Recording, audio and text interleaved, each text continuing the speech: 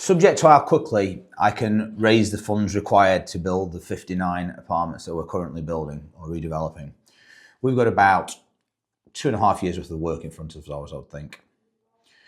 But then I think I'm probably done in the UK. I think lots of other people are already done in the UK with construction. This is a recurring thing that I'm saying about how Western society is collapsing. This isn't just us. We build really quite efficiently. We're redeveloping existing blocks in tertiary towns and renting them out. We are very vertically integrated, so we do all our own lettings. So I don't think there's many things we could do to be more efficient. And the lettings business, other than, like I said in the last video, there's been problems there generally we're okay with. But I think construction is by far the hardest. So even though we're doing stuff, a redevelopment of existing buildings, so it's not even like greenfield size, it has now become so restrictive, it's now so expensive that nobody can afford to build. It might be different if you're building in a very flashy town in central London, Manchester, Leeds, but then predominantly you're then selling those apartments as well because you get a higher price than what you do as a rental yield. But we can't do that in the kind of towns that we work in, and we can't afford to work in the dearer towns. So I believe that we're probably finished with construction after this. We may still keep the rental stuff. We may emigrate. I don't know. We'll figure that stuff out in a few years' time, which is why I'm doing Fly the Flag to try and help turn the UK around, to try and see we need to bring people together. We need to get rid of all this other nonsense stuff. So you might have heard of like BAT surveys, but there's lots of, we decided this one now, existing building, a heritage survey. And obviously have a BAT survey.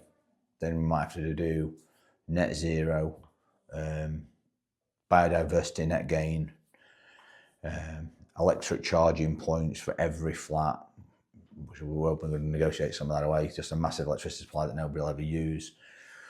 So I'm starting to now do videos to try and show why I'm trying to push this Fly the Flag campaign about we need to bring back some common sense. And the flag to me is absolute common sense.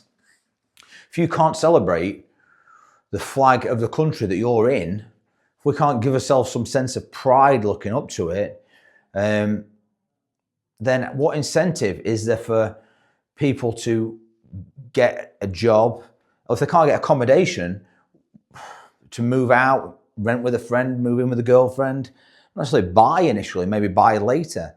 But if the people cannot get on the housing ladder, they cannot afford to move into the next stages of their life, then what incentive is there to work hard in a job, pay taxes, to start thinking about having a family, to generally think to do good for the country, to want the good of the country, because what good is it giving you?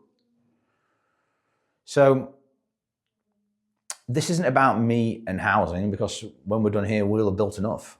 I'll have made a big enough contribution, I think. We'll have a reasonable size business. But what incentive is there for other people to be part of society, to not be on benefits, to pay their taxes? I mean, just think, if we unleashed a construction boom, and I don't want to get into the exact details of that, I'm not bothered about it affecting me. More housing, you could turn and say, we'll make our stuff in less demand. But imagine all those people that you then give them a job. Not a university kind of hospitality management, media management, whatever. I mean, a job that an electrician, a sparky, a joiner, a bricklayer, the physical stuff that as society we all need. Sure, that's how you're going to kickstart an economy. That's how you're going to give people a sense of pride. That's how you can get people out of bed in the morning, rain, snow or blow, and give them a sense of achievement. So the Fly the Flag campaign is really just trying to encompass all these things in a single idea. Rather than people going, oh, what can I do? I'm saying, well, if you want the best for the country, then just fly the flag. Fly the Union Jack. I'm happy for all these other things to be a debate around it, and I'll input where I can. But I'm trying to make it a simple thing behind, let's at least try and unify behind our own flag. Flytheflag.uk.